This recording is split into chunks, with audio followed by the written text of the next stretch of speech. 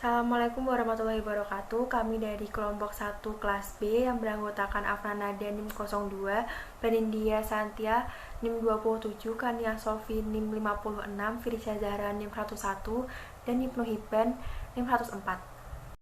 Di sini kami akan menjelaskan praktikum acara 1 tentang seleksi panelis menggunakan uji segitiga. Tujuan dari acara 1 adalah mahasiswa dapat memahami cara menjadi panelis dan melakukan seleksi panelis menggunakan uji segitiga. Uji segitiga merupakan salah satu bentuk pengujian pembedaan pada uji organoleptik, di mana dalam pengujian ini sampel disajikan tanpa menggunakan sampel pembanding. Fungsi dari uji ini adalah untuk mengetahui ada atau tidaknya perbedaan antar sampel yang disajikan. Uji ini bersifat sederhana, yang artinya hanya untuk mengetahui ada tidaknya perbedaan antara dua macam sampel, tetapi ada pula yang bersifat lebih terarah, yaitu untuk mengetahui sejauh mana perbedaan antara dua sampel tersebut. Dalam pengujian ini, panelis diminta untuk memilih salah satu sampel yang berbeda dari ketiga sampel yang disajikan, sehingga dapat diketahui perbedaan sifat di antara ketiga sampel tersebut. Sebelumnya, ketiga sampel diberikan masing-masing kode yang berbeda-beda, sehingga panelis memerlukan kepekaan untuk mengetahui mana sampel yang berbeda tersebut. Selanjutnya, syarat menjadi panelis. Yang pertama, memiliki kepekaan yang normal. Yang kedua, kondisi kesehatan yang baik. Ketiga, untuk jenis kelamin tidak terlalu berpengaruh, akan tetapi ada pendapat bahwa wanita lebih sensitif. Yang keempat, perokok maupun bukan perokok dapat menjadi panelis. Sebelumnya, jika perokok harus berhenti merokok beberapa waktu agar lebih sensitif saat pengujian.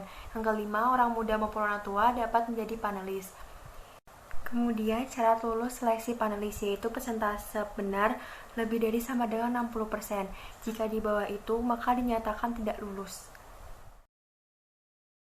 Sebelum kita melakukan pengujian kepada panelis, terlebih dahulu kita akan membuat lembar kerja dan juga borang.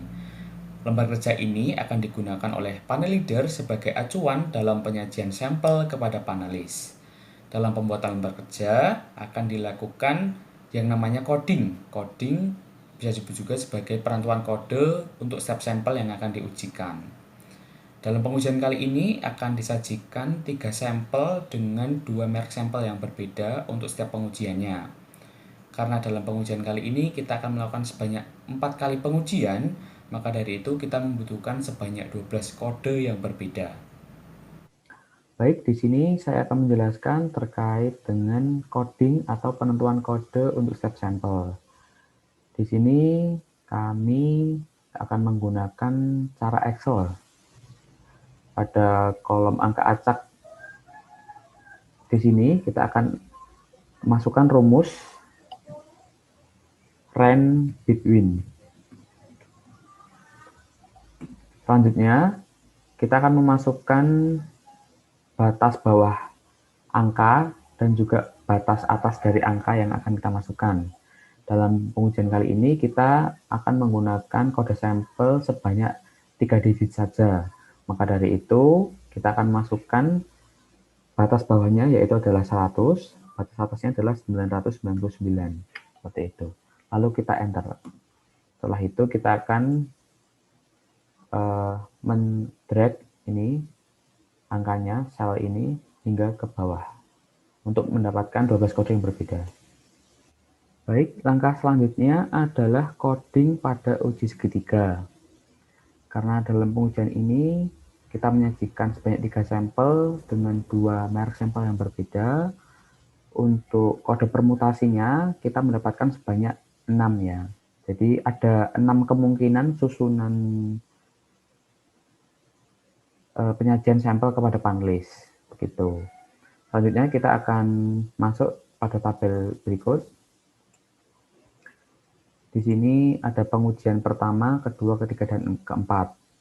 Lalu di sini adalah kode permutasinya. Di sini menunjukkan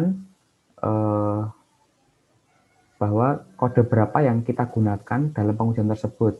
Begitu. Jadi di sini dalam pengujian pertama kita menggunakan kode permutasi 6 yang terdiri dari A, B, B seperti itu. Maka dari itu kita masukkan saja angka acak yang sudah kita dapatkan tadi di awal ke pengujian pertama ini. Kita sesuaikan dengan urutannya.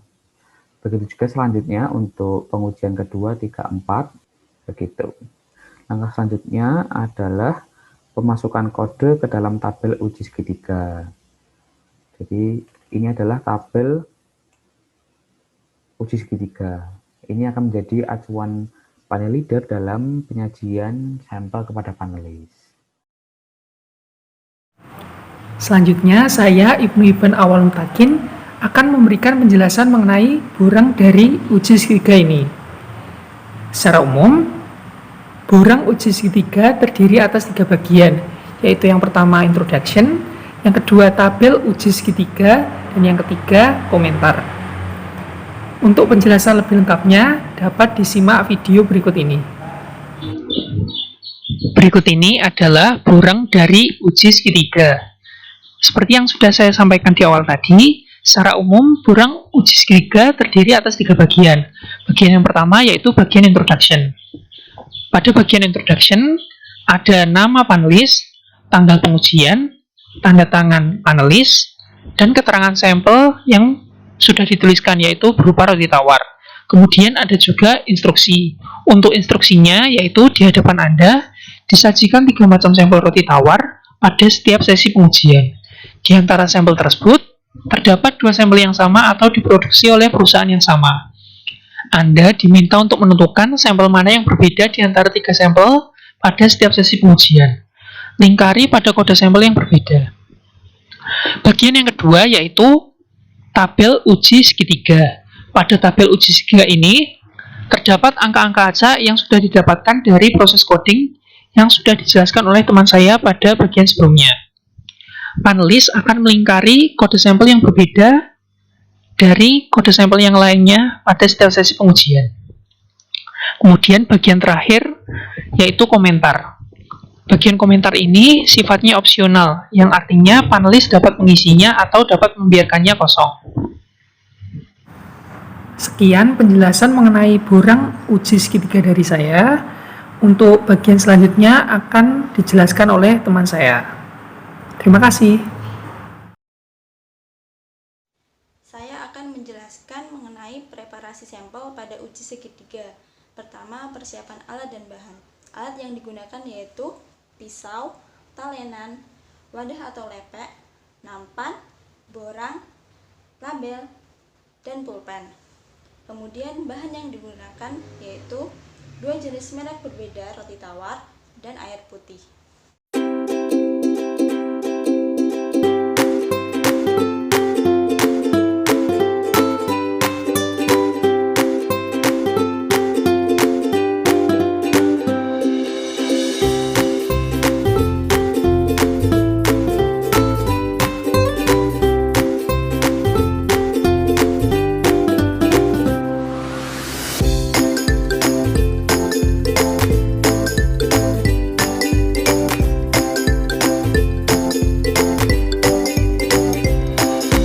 Selanjutnya adalah pengujian sampel.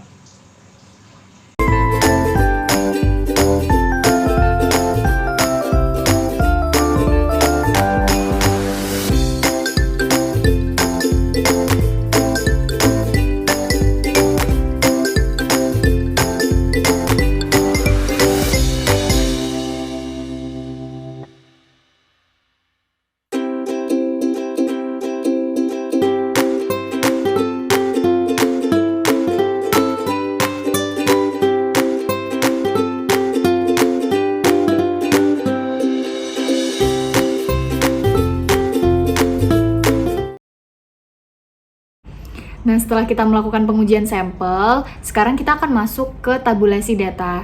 Nah, di tabulasi data ini menyesuaikan pengujian sampel sebelumnya. Jadi, apabila dilakukan sebanyak 4 kali pengujian, maka untuk setiap jawaban benar, panelis akan diberikan nilai sebanyak 25%. Namun, apabila panelis menjawab jawaban yang salah, maka panelis akan mendapatkan nilai 0%. Kemudian, untuk keempat kali pengujian itu akan ditotal skornya. Jika panelis menjawab 4 kali pengujian dengan jawaban yang benar, maka panelis akan mendapatkan skor 100%, seperti itu.